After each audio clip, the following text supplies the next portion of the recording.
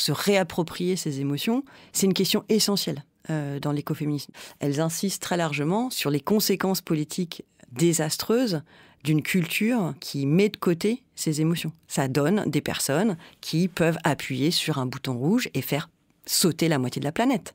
C'est de ça dont on parle. C'est une question politique qui concerne absolument tout le monde. Qu'est-ce qu'on fait aujourd'hui, notamment face au dérèglement climatique, qui peut, à juste raison, faire extrêmement peur, désespérer un certain nombre de personnes. Enfin, je veux dire, on est au cœur de cette question-là à nouveau aujourd'hui. Qu'est-ce qu'on fait de ces émotions ? Et à l'inverse, qu'est-ce qu'on fait de tous ces appels à la raison ? Enfin, je veux dire, de quel côté est la raison à un moment donné ?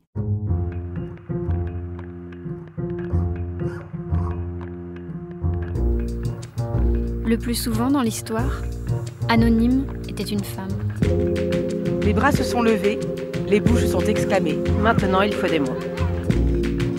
Ça dure toute la vie, une évasion. C'est tout le temps à refaire. Le féminisme est une révolution, pas un réaménagement des consignes marketing.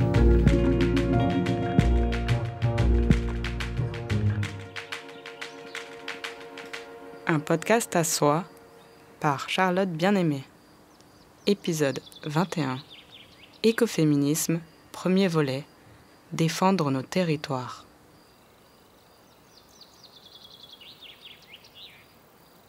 Je crois que les moments les plus heureux de ma vie, les plus intenses, sont ceux que je vis au milieu de la nature.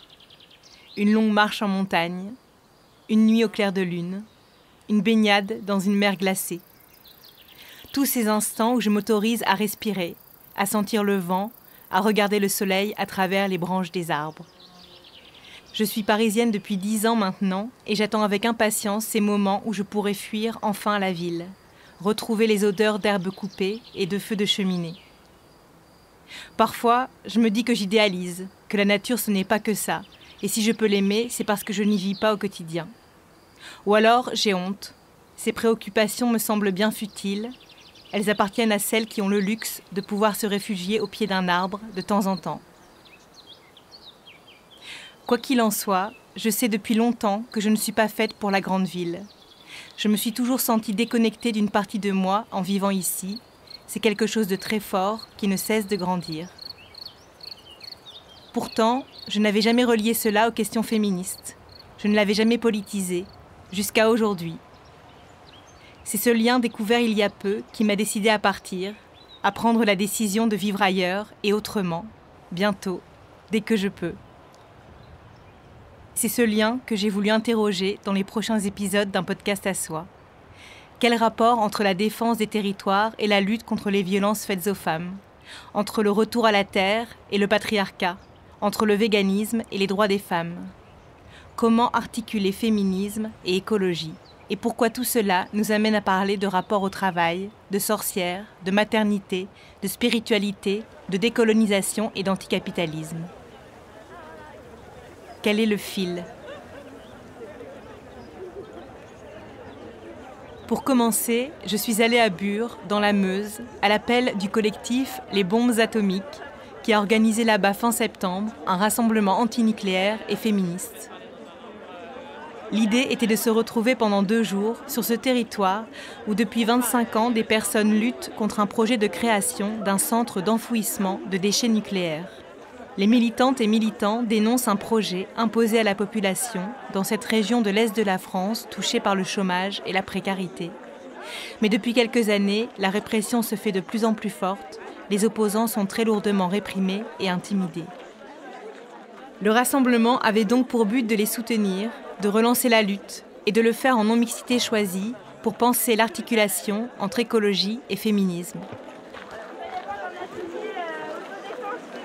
Va avoir lieu derrière, dans l'herbe.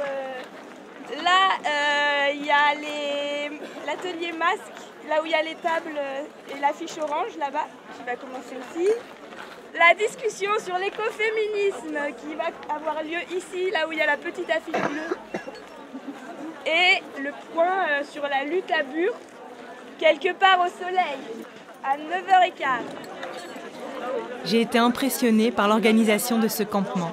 Il y a besoin d'aide en service, en cuisine, pour les toilettes, pour tous les coups de main. Il y a un panneau à l'accueil, c'est possible de s'inscrire aussi. Autour de la salle des fêtes de Montier-sur-Sault, d'immenses barnums ont été montés.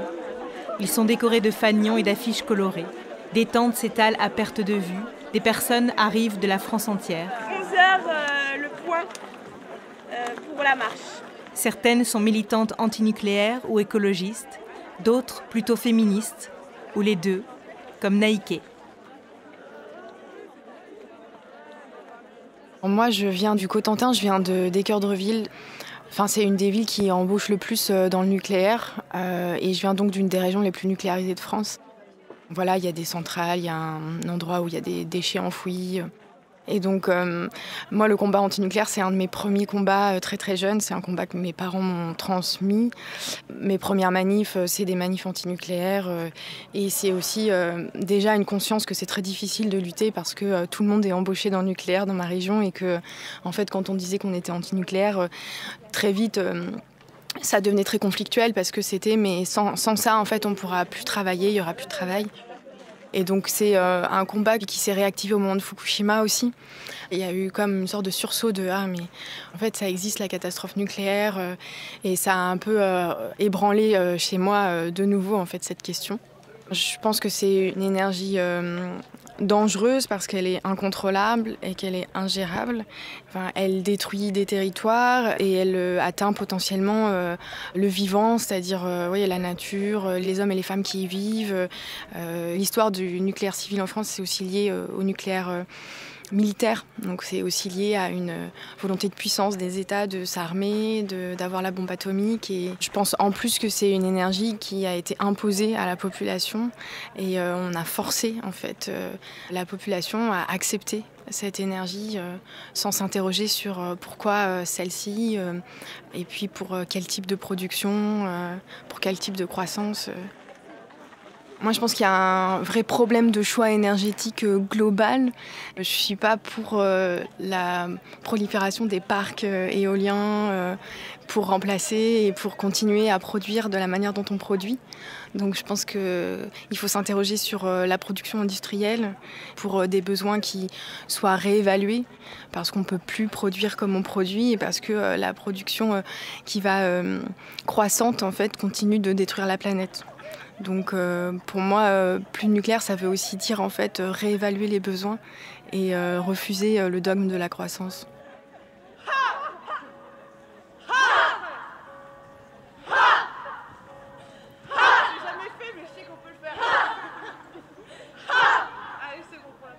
Et je me suis dit que c'était une belle manière de aussi revenir sur cette question-là avec des outils qui étaient des outils féministes.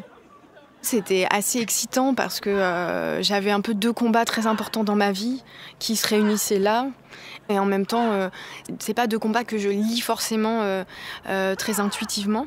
Et en fait, ce qui m'a porté, c'est simplement que pour moi, il était évident qu'il fallait continuer à lutter sur le nucléaire et en même temps, très évident que ça allait être vraiment super puissant de le faire sans hommes cisgenres et il y avait l'idée de faire quelque chose d'un peu différent, de se réapproprier certaines choses et qui allait nous redonner aussi de la puissance et de la force dans des manières de s'organiser. Avec une possibilité d'être en première ligne face à la police parce que du coup c'est pas d'autres personnes qui vont prendre notre place ou qui vont avoir des manières de faire un peu viriles qui vont faire que nous on va se sentir un peu stressés, un peu empêchés de faire comme nous on aurait voulu le faire.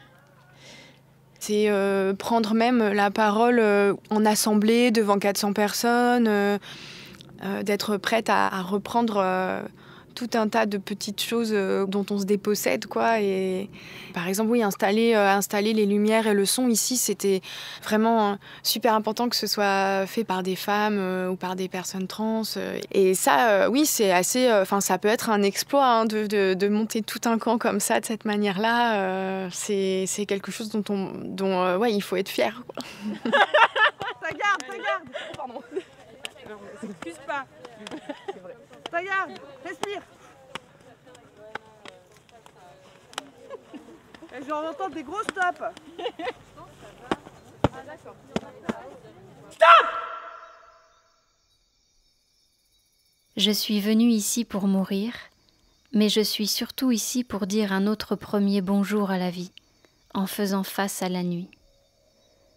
Parce qu'il y a encore trop d'électricité pour nous faire oublier qu'on a besoin de rien, sauf de la nuit, pour calculer le temps qui passe, pour s'orienter, pour célébrer. On a besoin de la nuit pour voir le jour. On a besoin de la nuit pour reconnaître notre maison. Quand j'ai vu la Voie lactée se lever, c'était tellement gros que j'en ai oublié toutes les journées de ma vie. Pourtant, il n'y avait rien pour m'éblouir, seulement des soleils qui racontaient des histoires anciennes, qu'on peut décrypter en s'efforçant de comprendre la langue du scintillement. C'est dans cette langue que j'ai appris à habiter la nuit, les bois, le monde. C'est dans cette langue qu'il faut écrire courageusement sur une grande feuille noire, interminable. Il faut se rendre à l'évidence que l'émerveillement sur cette planète passera par la nuit. Je veux dire, l'émerveillement, le vrai, le seul qui soit est nocturne. Oh, il y aura toujours des gens pour mettre de la lumière artificielle dans mes rituels lunaires. Des gens qui pensent m'éclairer en mélangeant les éclipses et les disparitions. Il y aura toujours du monde pour regarder leurs pieds pendant que le vent solaire danse avec la haute atmosphère, pendant qu'une espèce de jour, comme disait Pline, remplace les ténèbres. Il y aura toujours des urbains éblouis par des lampadaires pour me dire qu'il n'y a pas d'espoir. Mais il n'y a pas de dispositif d'éclairage, ni de feu d'artifice qui accote mes aurores.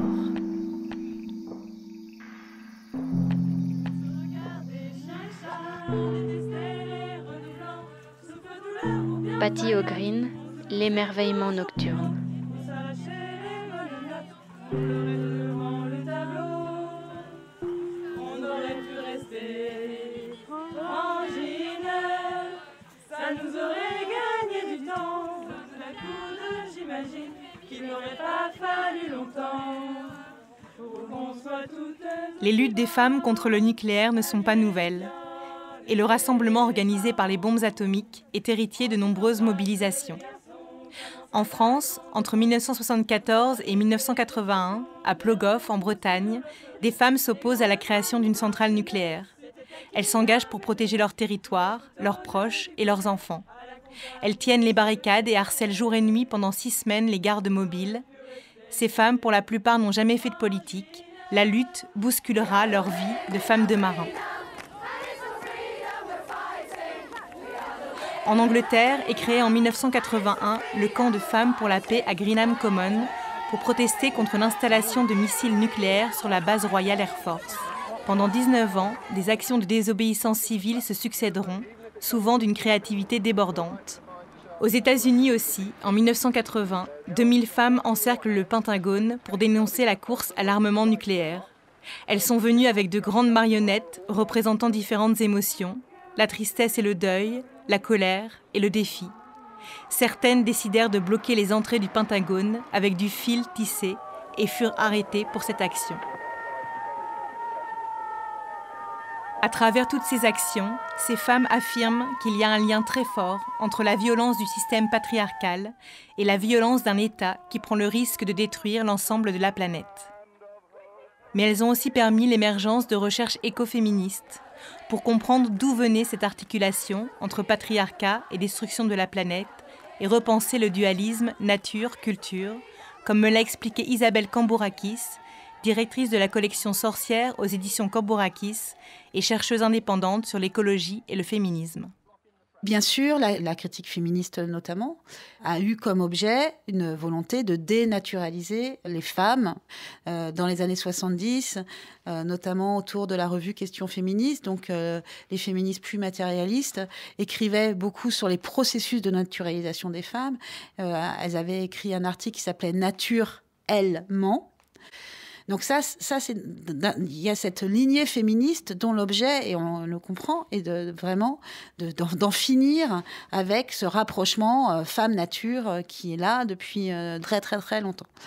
Du coup, ce que font les écoféministes, c'est en même temps de dire, mais avec ce geste qui est nécessaire, faisons attention à ne pas non plus jeter le bébé en même temps que l'eau du bain, c'est-à-dire que la nature existe pour autant, et quel lien peut-on continuer à conserver avec la nature quand on a été à ce point naturalisé?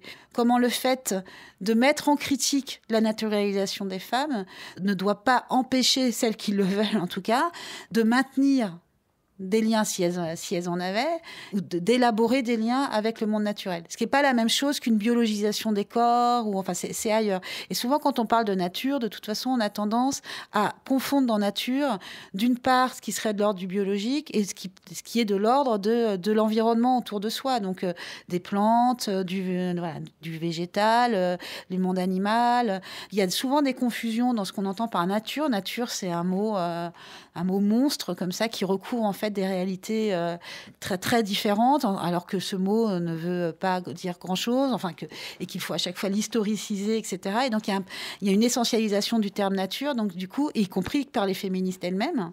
Et donc, il y a un enjeu à poser qu'est-ce que c'est la nature et quel type de relation on veut avoir avec les environnements.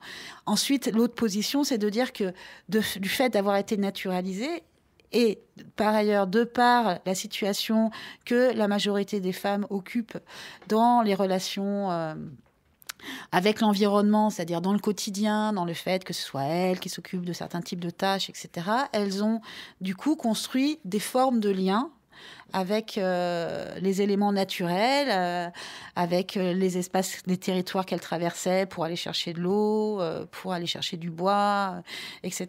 Et ce type de relation entretenue de par leur position de subordination a, malgré tout, et malgré la subordination, construit des formes de savoir, des formes d'attachement qui peuvent être fortes aussi. Et du coup, la question est non pas qu'elles soient proches de la nature parce que, de façon essentialiste, elles seraient proches de cette nature, mais qu'elles ont construit des formes de relations, qu'elles en ont peut-être hérité, qu'il y a des transmissions de savoir autour de la nature, et que, du coup, ces savoirs, ces positions, ces formes d'attachement, on peut vouloir les conserver malgré tout. Donc, en fait, c'est habiter des formes d'ambiguïté. C'est pas tout rejeter. C'est comment on fait pour mettre en critique tout en conservant des choses auxquelles on tient. Donc, c'est essayer de comprendre à quoi on tient malgré tout et comment continuer à habiter des lieux, à continuer des gestes, à aimer s'intéresser aux plantes, à vouloir faire des tisanes, à aimer faire du jardinage, etc. Ou à avoir des relations avec des animaux. Comment continuer à le faire sans se sentir objectivé et encore dans une position de domination. Je pense que les enjeux des théories écoféministes, il est de penser ces différents rapports et d'en inventer de nouveaux. Donc il y a des enjeux de création de liens, et dans ces cas-là, pour toutes et tous, quoi.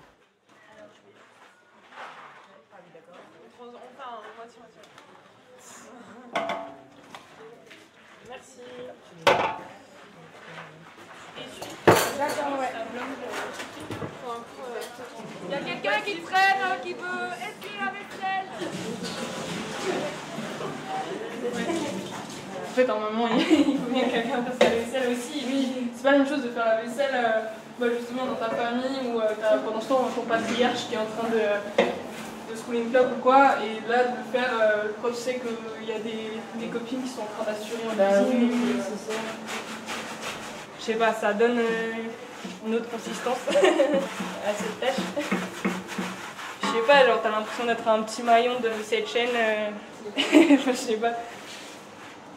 Dire bon bah voilà, pendant que les copains-copines sont en train d'élaborer des actions révolutionnaires et tout, nous on prépare à manger et je trouve ça c'est beau. C'est vrai que c'est joli.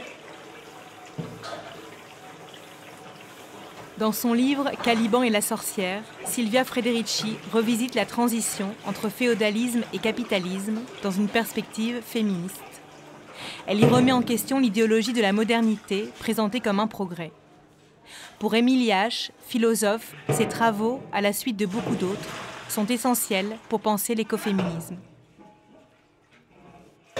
toute la recomposition sociale liée à l'invention et l'émergence du capitalisme a eu pour effet d'exclure une grande partie des femmes du monde du travail, de les réduire à la sphère domestique à un niveau qu'elles n'avaient jamais connu par avant, que par ailleurs, cette sphère domestique à laquelle elles sont désormais réduites n'a absolument pas de valeur dans notre société, alors que dans les sociétés pré-capitalistes, il y avait une vraie valeur qui était accordée à la maternité, à la domesticité, etc.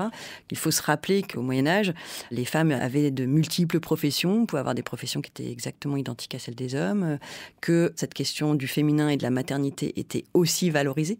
Il y avait une autorité de cela, il y avait une valeur accordée à cela. Les femmes on considérait qu'elles avaient cette compétence d'être sage-femme, c'est-à-dire elles avaient ce pouvoir incroyable de vie et de mort dans les sociétés. Et on leur reconnaissait.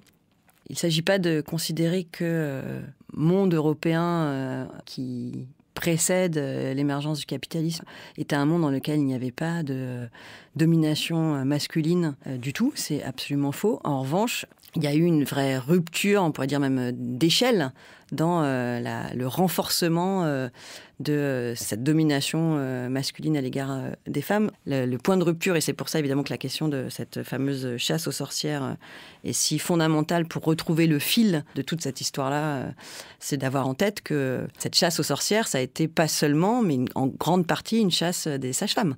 L'État a interdit aux femmes d'exercer le métier de sage-femme. C'est vraiment une appropriation de l'autonomie du ventre des femmes. C'est une appropriation des compétences que les femmes pouvaient avoir sur leur propre corps.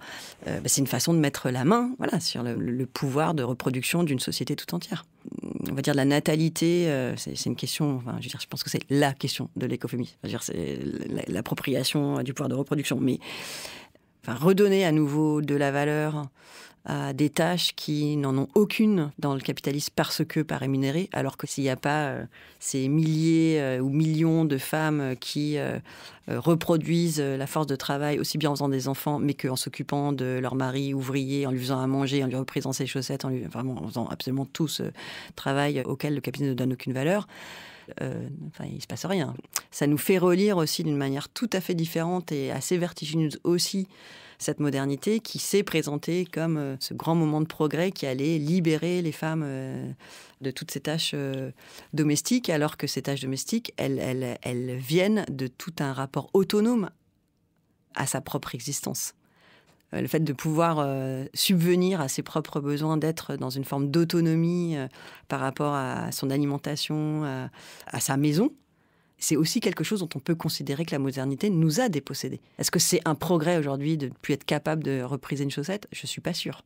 Mais ça, toutes ces questions-là sont réouvertes et complètement renouvelées, évidemment, par la problématique écologique.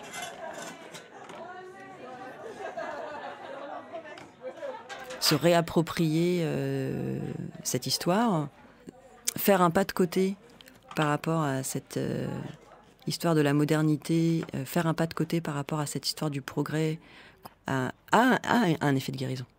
Le fait de pouvoir se réapproprier, de redonner une valeur à son propre corps, le fait de pouvoir redonner une valeur à tout ce qui a été mis du côté du féminin auquel on a été associé. Que tout ça puisse avoir de la valeur et avoir une valeur immense et des effets politiques immenses. Mais c'est un processus de guérison tout à fait inouï. Et de considérer qu'à un moment donné, en réalité, que c'est peut-être là qu'il se passe énormément de choses et que c'est pas pour rien que ça a été dévalorisé. C'est qu'en fait, c'est au cœur du pouvoir. Et que si on était capable, que si on arrive collectivement à être capable de se le réapproprier, c'est une force politique inouïe. Mais c'est un pouvoir de guérison tout à fait sidérant, spectaculaire.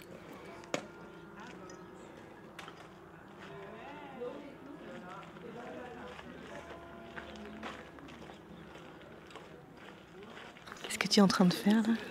J'ai fait ma première embroderie en couleur dans ma vie.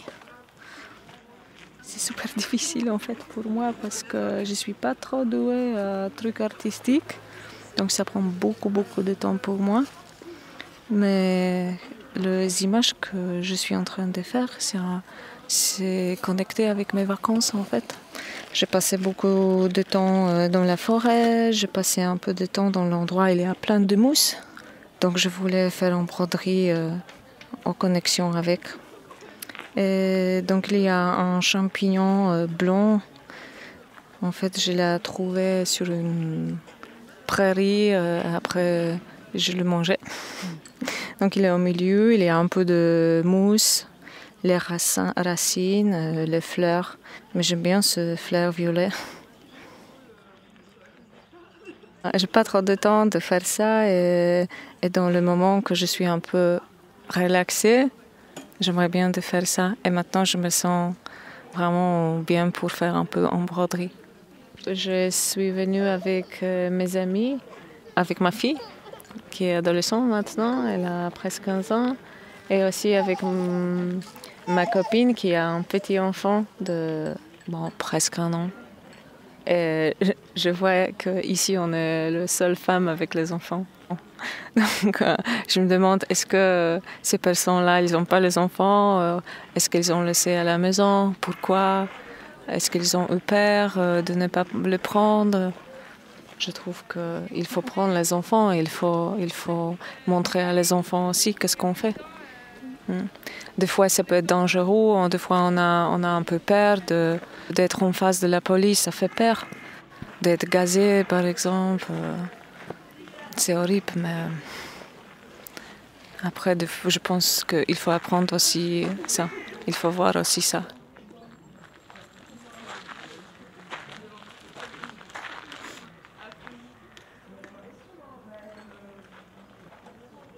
À Bure, les bombes atomiques invitaient aussi à participer, l'après-midi du premier jour, à une grande marche sonore contre le nucléaire. Il fallait donc la préparer, construire des marionnettes, des déguisements et des pancartes, ce qu'elles ont fait sur une grande table au milieu du campement. C'est plutôt bon, ça.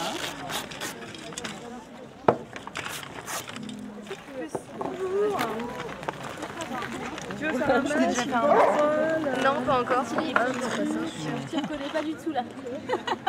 Alors, est-ce que ça fonctionne? Là, j'ai ramené des masques qui étaient déjà faits avec des plumes parce que ça me faisait penser aux oiseaux et je me disais dans ces luttes contre l'énergie nucléaire, les êtres humains ne sont pas les seuls concernés par la nocivité de cette énergie, quoi.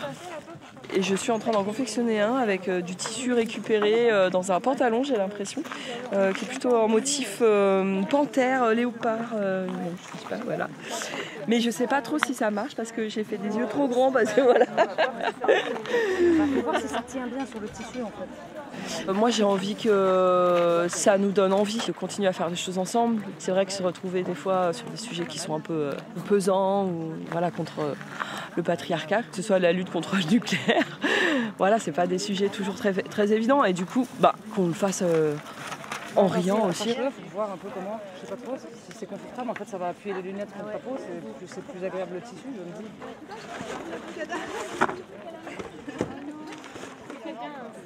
L'idée c'est de manifester peut-être notre désir de soutenir la vie. C'est en fait si on va contre ce projet-là, c'est parce que c'est un projet mortifère. Et nous on a envie d'aller ailleurs. Je sentais qu'en venant ici, j'allais pas juste gueuler dans la rue que je suis pas d'accord. Parce qu'en fait moi ça me nourrit pas. D'aller juste crier non, ça me met mal en fait. Parce que je suis quand même pas mal touchée au cœur. Donc je sens que si vraiment je laisse sortir la première chose qui vient en pensant à ça, ces idées un peu de désastre, j'aurais plutôt tendance à pleurer. Et là, mes préoccupations actuelles, c'est vraiment de voir comment on peut faire quand on a un peu la sensation de ne pas avoir de pouvoir sur ce qui est en train de se passer.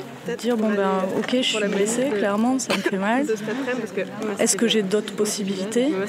Et donc, passer peut-être par le rituel, par la danse, par le chant. J'ai envie de nourrir la joie. Autant ça marche pas non plus, j'en sais rien. Mais peut-être que je me sentirais moins triste.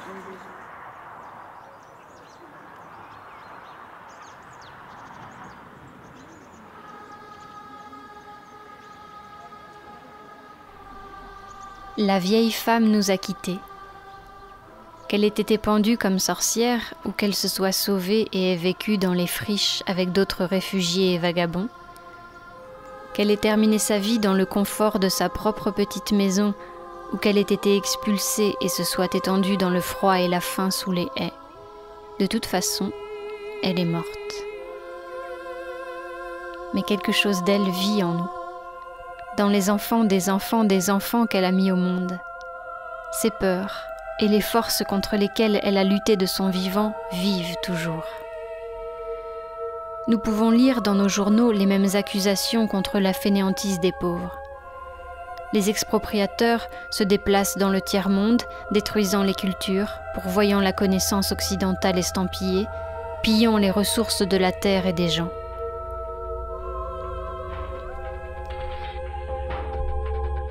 L'éthique de la propriété les anime.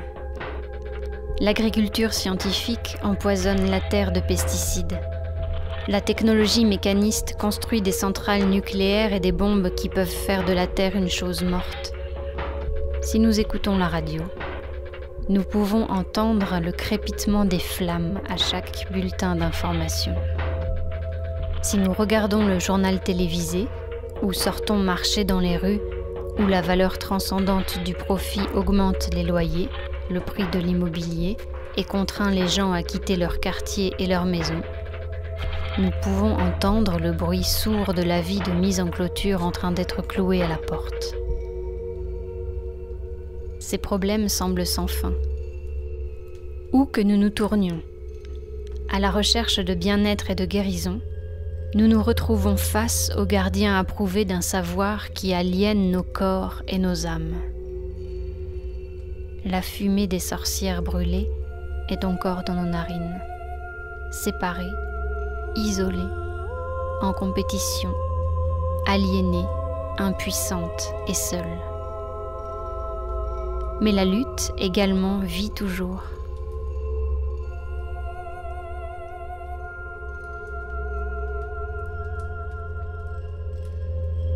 Starhawk, rêver l'obscur.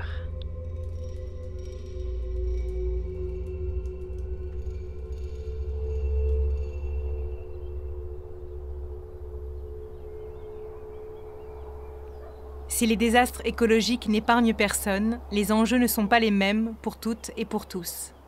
Les populations pauvres et racisées sont les plus touchées par les problèmes de pollution. Ainsi, dans les années 70, émergent aussi différents mouvements de femmes pour la justice environnementale, menés par des femmes noires ainsi que des femmes latino et blanches de classe populaire. Comme ce fut le cas à Love Canal, une banlieue près des chutes du Niagara, où des habitantes se sont soulevées contre la présence de milliers de tonnes de déchets toxiques enfouis dans les sous-sols par la Hooker Chemical Company. Dans les pays dits des Suds, cet activisme environnemental s'inscrit aussi dans une lutte décoloniale. Il est souvent porté par des femmes, car la dégradation des milieux naturels a des conséquences directes sur leurs conditions de vie. En Inde, par exemple, entre 1973 et 1980, les femmes du mouvement Chipko s'opposent à l'exploitation à des fins commerciales des forêts de Mandal dans le nord du pays, qui entraînent érosion des sols, inondations et disparition de l'eau potable, dont elles sont souvent en charge. Les femmes décident alors d'enlacer les arbres afin d'empêcher leur coupe. Vandana Shiva a raconté leur histoire.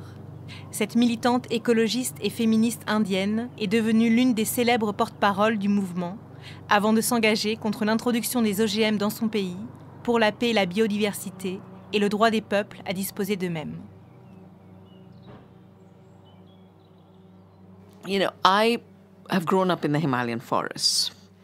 And before going for my PhD to Canada, I did a short trek to just take the forest with me. And I found the forest I was visiting had gone. It was now an apple. And the oak forest was gone. Vous savez, j'ai grandi dans la forêt himalayenne. Et avant de partir pour le Canada dans le cadre de mon doctorat, j'ai fait une courte randonnée. J'avais juste envie d'emporter un petit bout de la forêt avec moi en souvenir. Mais la forêt que je connaissais n'existait plus. Il n'y avait plus de chênes. La magnifique rivière que je connaissais avait aussi disparu. Il ne restait qu'un mince filet d'eau. C'est vraiment là que j'ai commencé à être inquiète. C'est là qu'on m'a parlé du mouvement Chipko.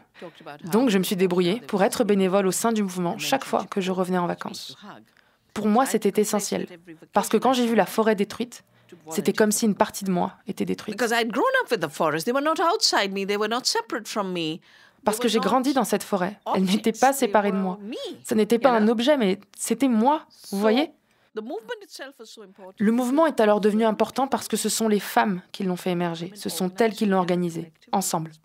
Spontanément, mais collectivement. Et ça a duré pendant 11 ans.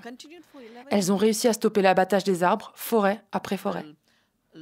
Mais pour moi, ce qui a aussi été vital dans ce mouvement, c'est qu'il a fini par changer les récits. On nous avait toujours appris que le travail ne pouvait exister qu'en opposition avec l'environnement. C'était travail contre environnement, travail contre environnement, travail contre environnement, sans arrêt.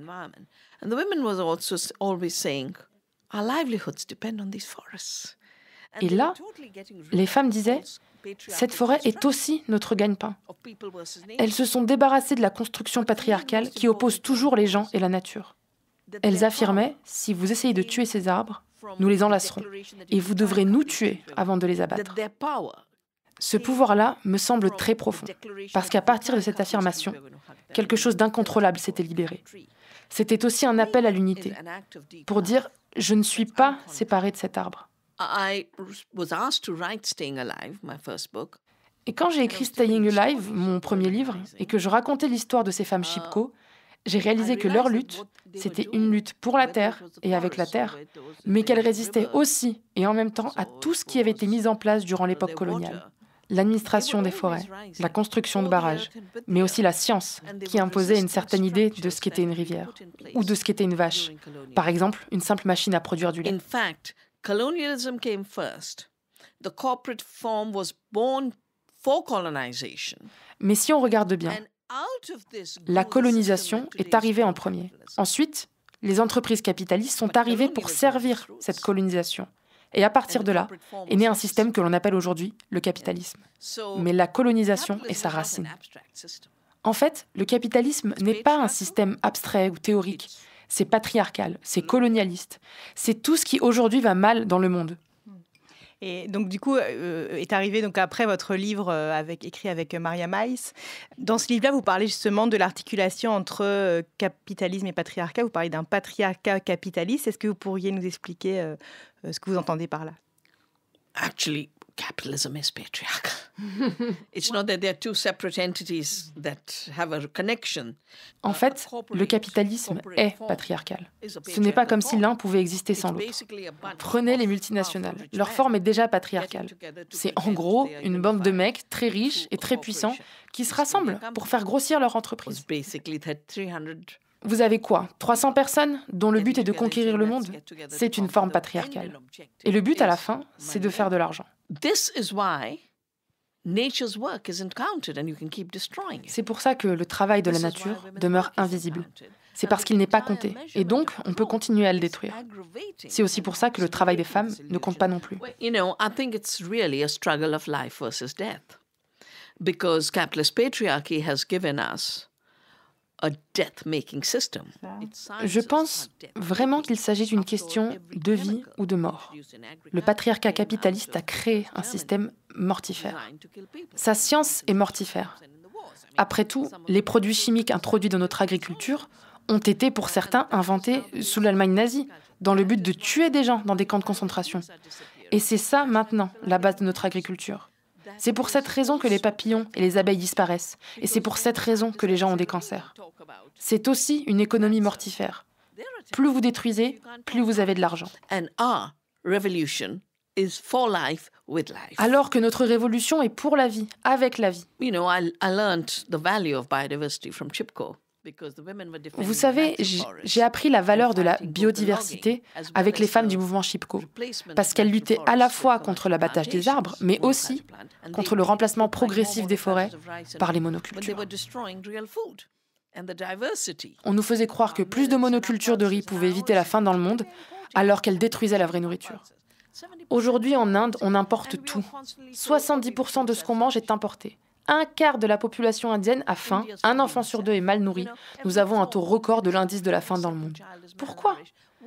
À cause de ce modèle d'agriculture qui a arrêté de penser à la vie, à la nourriture et à la biodiversité.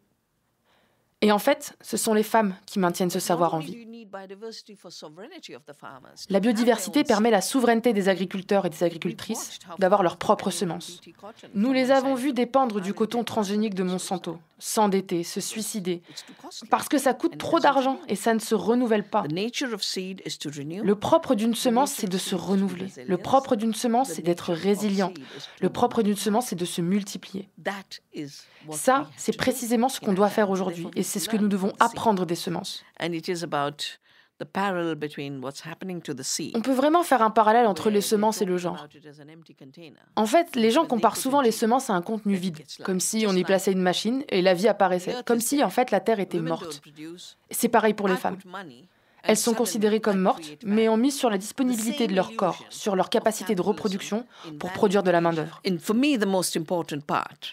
Of the commonality is knowing that diversity does not mean inequality. Et pour moi, le principal point commun, c'est que la diversité ne signifie pas inégalité. Ce sont seulement les hiérarchies qui rendent la diversité inégalitaire. Il y a la hiérarchie de l'anthropocentrisme, c'est-à-dire l'idée que les humains sont supérieurs aux autres espèces. Ensuite, le patriarcat, où les hommes sont supérieurs aux femmes. Et puis aussi le racisme, où les blancs sont supérieurs. Toute cette hiérarchie légitime les pires exterminations.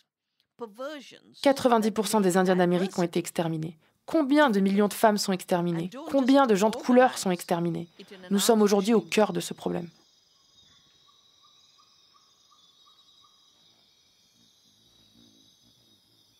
En Amérique latine comme en Inde, les femmes luttent dans un même temps contre les violences faites aux femmes, le système Monsanto ou la destruction de leur territoire par les entreprises extractivistes. C'est ce que raconte le film « Ni les femmes, ni la terre », réalisé par Marine Allard, Lucie Assema et Colline Dossi. Il donne la parole à des femmes argentines et boliviennes, habitantes des favelas, des périphéries urbaines, des campagnes isolées en Patagonie ou dans l'altiplano bolivien.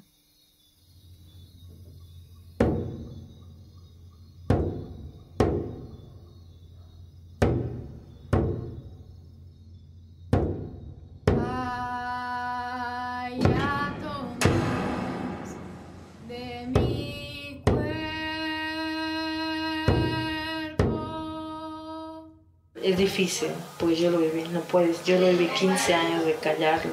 C'est difficile, je les ai vécus en silence pendant 15 ans. 15 ans de violence, je les comprends. Ce n'est pas facile.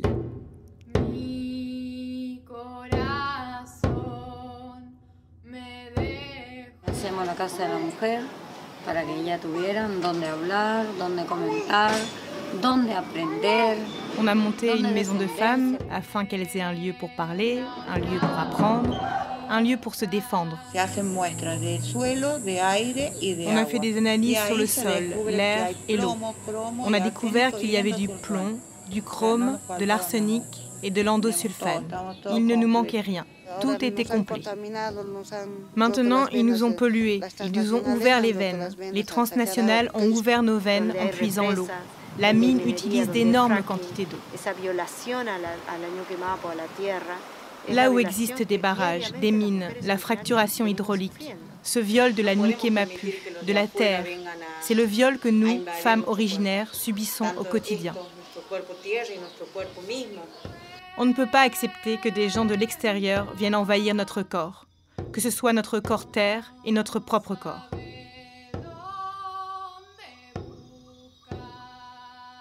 Cette articulation entre territoire terre et territoire corps a été pensée par les féministes communautaires dans différents pays d'Amérique latine.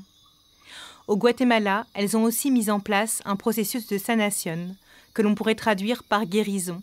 Il allie groupe de parole, prise de conscience collective et réappropriation des savoirs mayas dont on les avait dépossédés. L'idée est d'articuler politique et thérapeutique, d'aller mieux pour pouvoir lutter et de lutter pour aller mieux. En France, cette articulation entre spiritualité et féminisme fait encore peur. Pourtant, à Bure, il m'a semblé que quelque chose de cet ordre avait émergé lorsque les bombes atomiques se sont réunies en bas de la colline pour leur marche contre le nucléaire.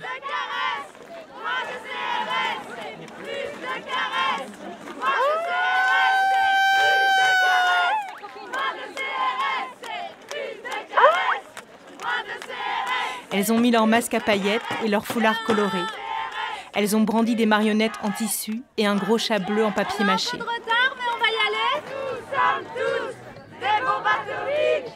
On va exploser notre société. Elles ont commencé à grimper la pente. Ça faisait comme une tache de couleur qui avançait au milieu de ces champs immenses. Au loin, les bâtiments de l'Agence nationale des déchets radioactifs semblaient presque irréels à côté de cette foule joyeuse.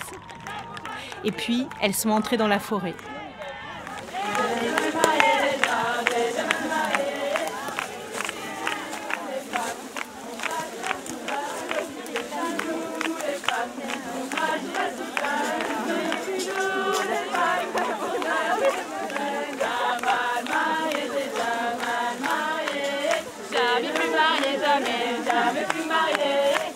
Jamais marché dans un bois en chantant des chansons contre le patriarcat, à moins toute seule dans ma tête, mais jamais avec 300 filles.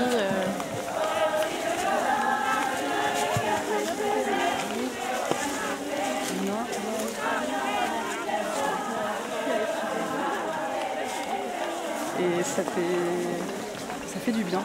On est tellement rarement juste entre femmes à oser parler, crier et à pouvoir avoir cette rage en nous. Enfin, c'est fou.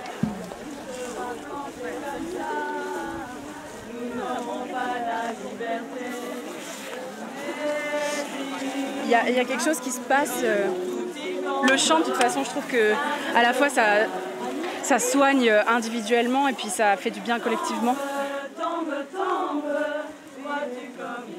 Ça sort tout seul en fait. Enfin, le son sort et du coup, ça m'apprend déjà très pragmatiquement des choses de respiration et de s'ancrer vraiment beaucoup plus. Occuper l'espace et occuper nos corps. Le féminisme, ça a vraiment été salvateur pour moi. Un changement radical dans ma vie, de me dire ah ok, c'est bon, c'était eux les coupables et je suis pas seule. Et ça m'a fait une respiration en fait.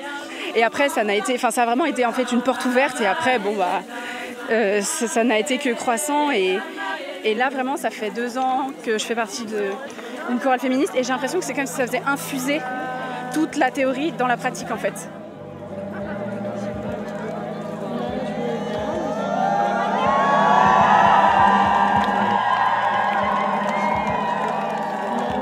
Un feu a été allumé et une ronde s'est formée. Elles ont tourné en dansant autour des flammes et des fumées.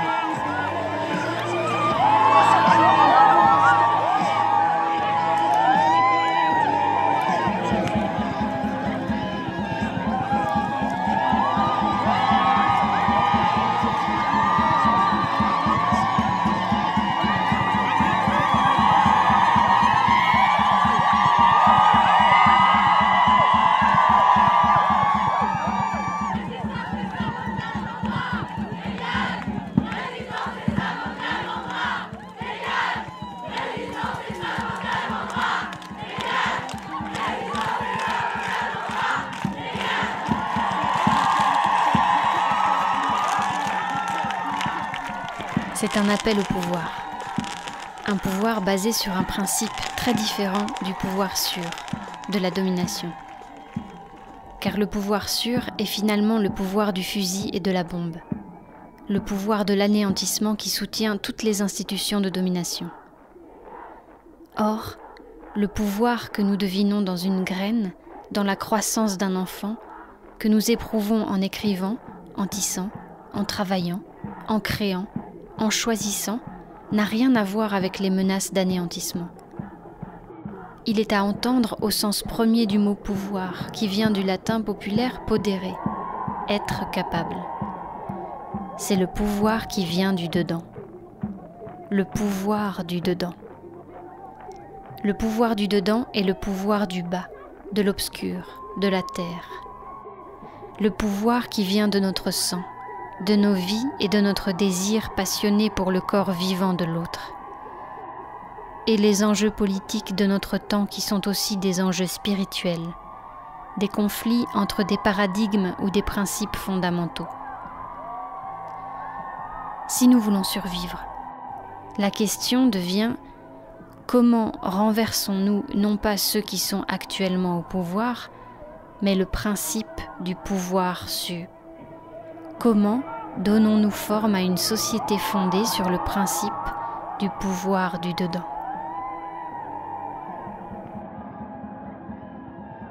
Starhawk, rêver l'obscur.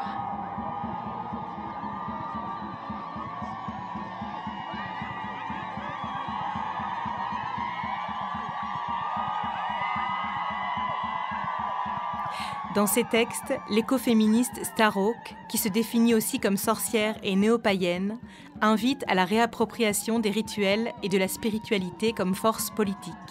Pour elle, comme pour Vandana Shiva, la spiritualité, c'est avant tout reconnaître la co-conscience de l'intérieur. After all, the mechanistic construction of capitalist patriarchy is what divided us and what desacralized the world. Après tout, c'est la construction mécaniste du patriarcat capitaliste qui nous a divisés et qui a désacralisé le monde. Il a désacralisé la nature, il a désacralisé nos traîtres, il a désacralisé nos corps, et c'est cette désacralisation qui constitue aujourd'hui une bonne part de la crise. Donc, la resacralisation consiste à la fois à retrouver notre être intérieur, notre interconnexion à travers lui, et à travers cette part spirituelle, prendre conscience que la vie, la terre, sa biodiversité, ses différentes espèces, les femmes, les paysans et les paysannes, les tribus, ont le pouvoir dont nous avons besoin aujourd'hui, non seulement pour régénérer la terre, mais aussi pour résister à cet empire démoniaque de l'extinction. La révolution dont on a besoin, c'est de reconnaître que la terre est une mère vivante, elle est auto-organisée et intelligente. Et je pense là à une brillante autrice américaine, Alice Walker, qui un jour a dit quelque chose de magnifique. Nous devons tous et toutes devenir mères. Pas biologiquement, mais plutôt pour revitaliser la culture du care et respecter tout ce qui vit autour de nous. Mothering is an amazingly complex, emotional, social, cultural process. La mothering n'est pas un phénomène biologique, c'est un processus émotionnel, social et culturel incroyablement complexe. Et même celles et ceux qui ne veulent pas devenir mères peuvent y participer. D'ailleurs, j'ai moi-même longtemps refusé d'avoir un enfant. Je ne voulais absolument pas amener un enfant dans un monde comme celui-ci. Bref, vous n'avez pas besoin d'être mère pour être dans la mothering. La mothering est une construction, une qualité. Feminism that adopts the worldviews, the thinking, the paradigms of capitalist patriarchy. La peur que l'écoféminisme renvoie les femmes à la maison est tributaire d'un certain type de féminisme qui, finalement, adopte les vues, les pensées et les paradigmes du patriarcat capitaliste. Ce féminisme finit par accepter que la nature est morte, pure matière à exploiter, et que la naissance et la mothering sont des processus inertes et que cela ne fabrique rien, que c'est le capital qui crée. Pour moi, l'écoféminisme, c'est avoir conscience que l'on est vivant, vivante, que l'on est en vie. Avoir conscience que la défense et la protection de la vie sont les actes les plus révolutionnaires aujourd'hui. Ça peut être la façon dont on fait pousser sa nourriture et comme on la mange. Ça peut être la façon dont on s'habille, en refusant le prêt-à-porter industriel qui tue la planète, ou au contraire, en revitalisant la créativité des gens. Bref, pour moi, c'est rester en vie et respecter la vie dans toute sa diversité. La vie de la terre, la vie des femmes, et la vie des futures générations. C'est ça l'écoféminisme pour moi.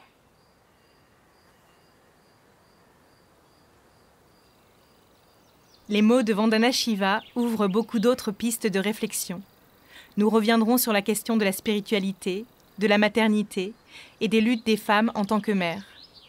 J'aimerais aussi vous parler des nombreux travaux de Heide Göttner-Abendroth sur les sociétés matriarcales dans le monde. Pour cette autrice, loin d'être l'image inversée du patriarcat, comme le prétend l'idéologie dominante, les matriarcats sont des sociétés d'égalité et de partage entre les sexes. Ces questions sont au cœur des pensées écoféministes.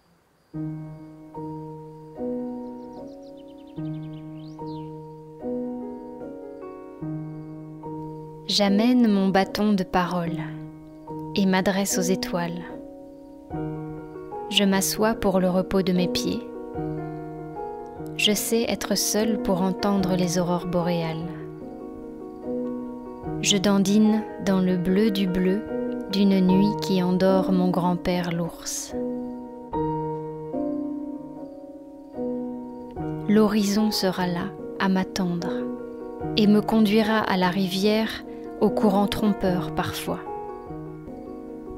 J'arrive enfin, à la terre qui espère ma venue.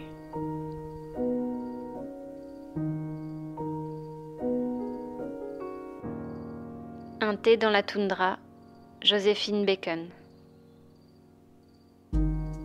C'était un podcast à soi de Charlotte Bien-Aimée, réalisé par Samuel Hirsch, qui en compose également les musiques. Les lectures de textes sont d'Estelle Clément Béalem, les traductions de Myriam Baafou, l'accompagnement éditorial est assuré par Juliette Hamon. Merci à Anne Loyal, à Laura Carpentier-Goffre et au collectif Les Culottés du Bocal. Un podcast à soi est produit par Arte Radio. Vous pouvez l'écouter sur le site arteradio.com où vous trouverez des liens, des références de livres, d'articles, de vidéos, mais aussi sur l'application gratuite d'Arte Radio, sur SoundCloud, Deezer ou Apple Podcasts, où vous pouvez soutenir notre travail en y déposant des commentaires ou des étoiles. Vous pouvez aussi nous suivre et nous écrire sur le compte Twitter @unpodcastasoi, sur le Facebook d'Arte Radio et nous envoyer vos remarques, idées, témoignages, propositions sur notre mail unpodcastasoi@artefrance.fr. On se retrouve le mois prochain pour un deuxième épisode consacré à l'écoféminisme.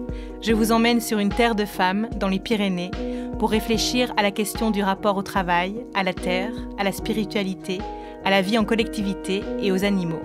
D'ici là, vive la radio, vive les podcasts, vive la révolution féministe.